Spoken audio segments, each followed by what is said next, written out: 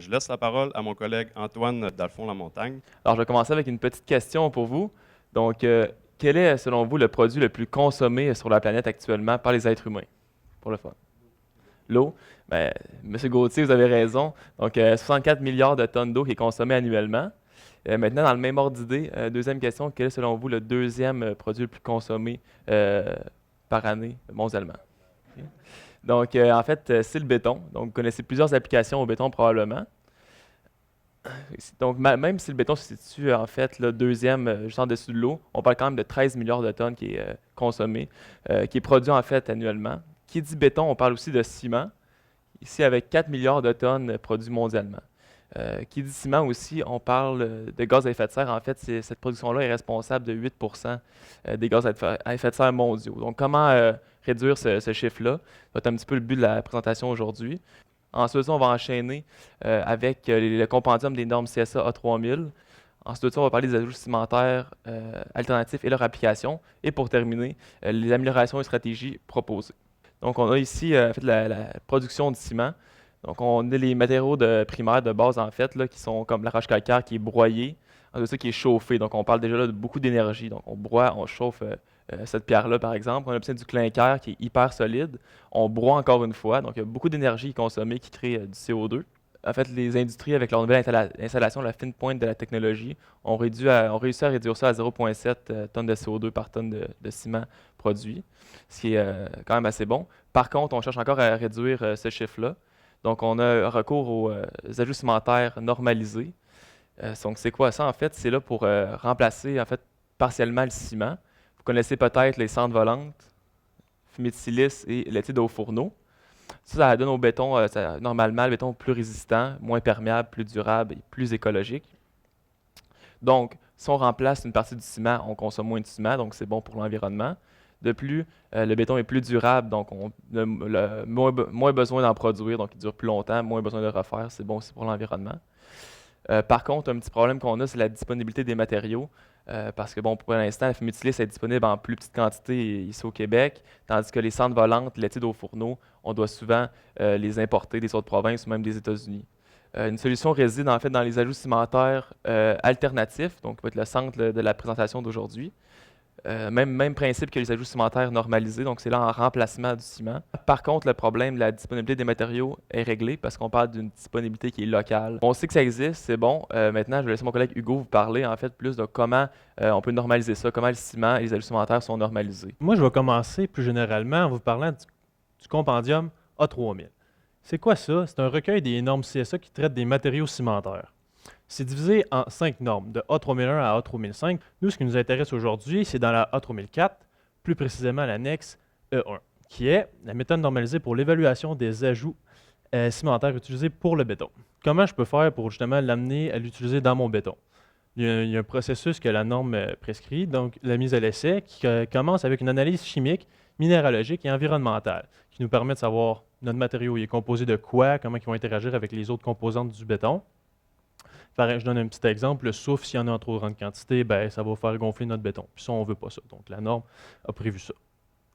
Ensuite, on va faire plusieurs échantillons qu'on va tester à résistance à la compression de différentes finesses pour en déterminer la finesse optimale. Ces niveaux de finesse-là, on va l'utiliser dans l'étape 3, qui est les essais de performance du béton. Donc là, on va choisir nos essais, par exemple résistance à la compression, résistance aux ions chlorure, retrait, temps de séchage, etc. C'est important de bien choisir nos essais pour bien refléter l'utilisation qu'on va en faire. Finalement, la plus longue partie, c'est les essais sur le terrain, les performances à long terme et de durabilité.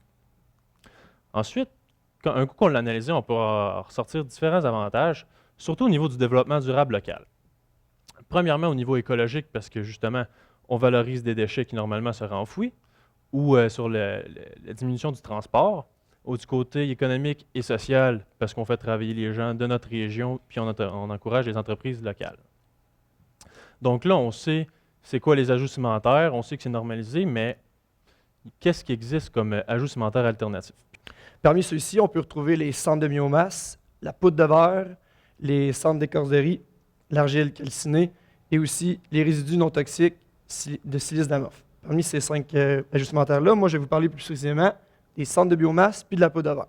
Pour commencer, la poudre de verre est générée par les déchets de verre. Au Québec, on consomme près de 160 000 tonnes de verre par année.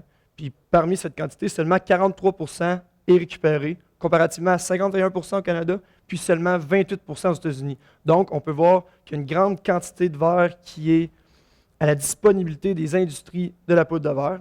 La procédure pour la conception de la poudre de verre est relativement simple. On prend le verre, on l'insère dans un concasseur, on en ressort des granulats de verre. Par la suite, on l'insère dans un autre concasseur plus perfectionné pour en ressortir la poudre de verre. Si on remplace de 20 à 30 % du ciment par la poudre de verre, on améliore l'ouvrabilité, on réduit le dosage de superplastifiant, on réduit la demande en eau, on améliore les performances mécaniques, on est meilleur au niveau du cycle ciel-dégel, on est meilleur au niveau de la perméabilité aux ions chlorure. On peut avoir jusqu'à une accréditation de 4 points LEED. C'est excellent pour l'environnement. On peut voir aussi qu'il y a eu plusieurs projets réalisés au Québec. Ici, on peut voir qu'il y a eu un mur structural qui a été conçu avec la poudre de verre, que les trottoirs autour du Musée des Beaux-Arts ont aussi été construits avec la poudre de verre. Puis si on veut regarder des projets plus locaux, ici, juste en face de la bibliothèque, le trottoir est constitué de poudre de verre, dont les passerelles près des résidences aussi. Dans le fond, là, je vous ai présenté qu'il y a une grande disponibilité des matériaux, de ces types de matériaux-là. Là, avec ce tableau-là, on peut voir que les matériaux que je vous ai présentés respectent les critères d'acceptation de la norme CSA A3004A1 que Hugo nous a présenté précédemment. Maintenant, on aimerait ça vous donner un peu nos commentaires sur quelle stratégie utiliser pour emmener les ajouts cimentaires alternatifs à un niveau supérieur. Une autre stratégie, ce serait les fiches de valeur environnementale. C'est comme les produits qu'on voit sur les consommations qu'on mange. Il faudrait obliger les compagnies d'afficher ces fiches-là sur leurs produits d'ajustementaire alternatifs. Je sais que ça se fait un petit peu en Europe. Sur ces fiches-là, il faudrait avoir le lieu de production parce que, en fait, si les produits viennent d'Alberta et on veut faire un projet au Québec, on ne règle pas le problème de transport et de CO2 qu'on veut réduire. Donc, une autre information aussi qui serait importante, c'est l'émission de CO2 équivalent par tonne de production. On pourrait même la comparer avec du béton normal qui existe, du béton tout usage. Ça serait un bon comparatif pour les acheteurs. Et un autre point qui pourrait être excellent, c'est les cotes sur l'impact environnemental. On pourrait coter les produits qui existent sur le marché. Exemple, un produit classe A serait dans les meilleurs produits qui existent en ajustementaire, tandis que les D, les plus nuisibles, en fait. Qu'est-ce qu'on doit retenir de cette présentation aujourd'hui? Les changements climatiques, ça occupe une grande place aujourd'hui dans les enjeux de la société. Le ciment Portland, aujourd'hui, on a vu avec Antoine qu'est-ce qu'il a expliqué, ça occupe une grande partie des gaz à effet de serre. Donc, on veut diminuer ça. C'est là que la norme A3004E1 embarque et nous permet d'utiliser des ajusts cimentaires alternatifs pour diminuer les gaz à effet de serre. On a vu que c'était possible. Raphaël a expliqué des exemples de performances qui étaient quand même assez concluantes. Puis on voit que c'est disponible dès maintenant. On a des exemples. Aussi, on a encore un travail à faire, bien sûr, c'est la sensibilisation, l'éducation auprès des intervenants dans le monde du béton au Canada. Alors, je crois qu'on peut donner une bonne main d'applaudissements à nos présentateurs. C'est